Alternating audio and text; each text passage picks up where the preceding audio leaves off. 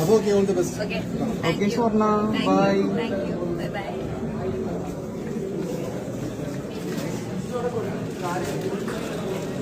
സാധനങ്ങൾ വാങ്ങിക്കൊണ്ട് വന്ന് എന്റെ അമ്മ കുക്ക് ചെയ്ത് തന്ന് ഞാൻ കഴിച്ചിട്ടുള്ള ഒരു വ്യക്തിയാണ്. അതിപ്പോ ഞാൻ വിളിച്ച് പറയാണ്, കാരണം എനിക്ക് എന്റെ സോഷ്യൽ മീഡിയയിൽ വന്ന് ഇങ്ങനെയുള്ള കാര്യങ്ങൾ എത്തിടാൻ എനിക്ക് ഒരു താല്പര്യം. നിങ്ങൾ ചോദിച്ചിട്ട് പറഞ്ഞ കേട്ടോ. അപ്പൊ ആ ടേസ്റ്റ് അറിഞ്ഞു വളർന്നതാണ് ഞാൻ ഇപ്പോഴും. ഞാൻ കഴിക്കാറുണ്ട്. ആ ടൈമിൽ ഞാൻ കഴിക്കാത്ത കാരണം വെച്ചാൽ ഞാൻ ഡയറ്റ് നോക്കുന്നതുകൊണ്ടാണ് ഞാൻ ബീഫ് കഴിക്കുന്നത്. ഞാൻ ചിക്കൻ മാത്രമേ കഴിച്ചിട്ടുണ്ടായിരുന്നുള്ളൂ. അപ്പം ഞാൻ ബീഫും പോർക്കും എല്ലാം കഴിക്കുന്ന വ്യക്തിയാണ്.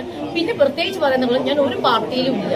ഞാൻ എല്ലാ പാർട്ടിയും സപ്പോർട്ട് ചെയ്യുന്ന ഒരു വ്യക്തിയാണ്. ഒന്നത്തെ മെയിൻ ആയിട്ട് പറയുകയാണെങ്കിൽ കോൺഗ്രസ് എടുത്താലും കമ്മ്യൂണിസ്റ്റ് എടുത്താലും BJP എടുത്താലും ഈ മൂന്നിലും എനിക്ക് ആൾക്കാരുണ്ട്. മൂന്നിലും വേണ്ടപ്പെട്ട ആൾക്കാരുണ്ട് എനിക്ക്. അങ്ങനെ ഇന്ന പാർട്ടിയാണ്, അത് എന്റെ പാർട്ടിയാണ്, അവരെ ഞാൻ സപ്പോർട്ട് ചെയ്യുള്ളൂ, അങ്ങനെയൊന്നുമില്ല.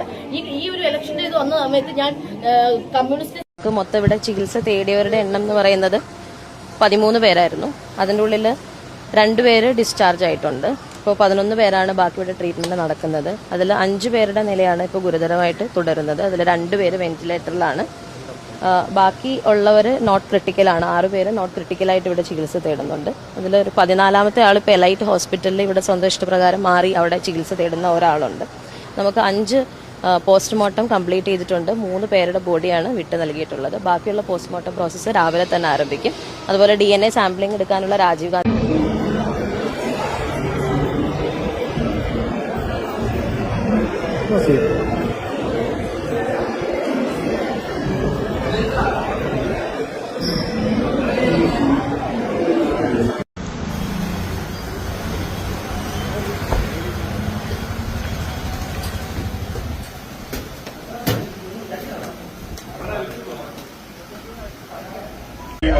ഔപചാരികമായി ഉദ്ഘാടനം ചെയ്തത് വലിയ പ്രവർത്തകർക്ക് എന്നുള്ളത് ചികിത്സയുടെ